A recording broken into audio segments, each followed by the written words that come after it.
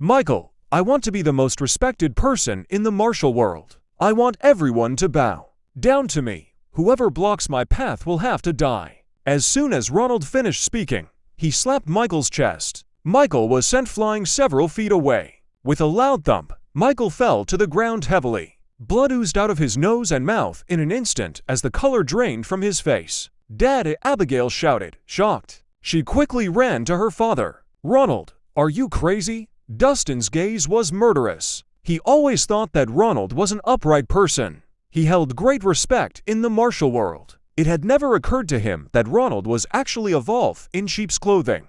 "Crazy!" Ronald suddenly laughed. "Do you know how much effort I put in just to get the Celestial Pearl? I first made use of Paul. I spread the news of his death to lead the disciples of Jade Maiden Sisterhood to Balerno. After that, I let you guys have the Jade Maiden scripture that had the map. Everything went according to plan. In short, you're nothing more than my pawns. With you barging into the tomb, one after another, Iris' attention could be diverted. And from that diversion, I could seize the chance to get the pearl. My efforts didn't go in vain.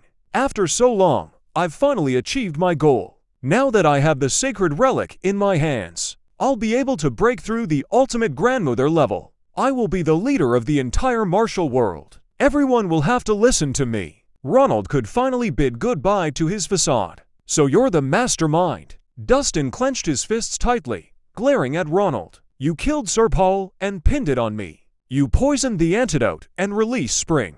You're also the one behind Natasha's disappearance." "That's right." Ronald laughed. "In fact, I also caused the Song of Hell earlier. I wanted to get rid of all of you so that no one would know I had the pearl. But I never thought Michael would be so dumb to absorb the black fog into his body. So, I could only show up personally in the end. Now, any last words?" Since the truth had been revealed, they were all doomed to die. "No wonder I've been feeling that someone has been secretly pulling the strings. So it was you all along." Azalea was frightened. She took several steps to the back. Her intuition was right. "Ronald, die!" Dustin shouted. He stomped and lunged forward at lightning speed. His body was enveloped in a beam of white light. Ronald sneered. "You're overestimating yourself." Then, he faced the attack head-on as a black light formed around him. None of them appeared to be weaker. In the end, the black and white lights fiercely collided against each other.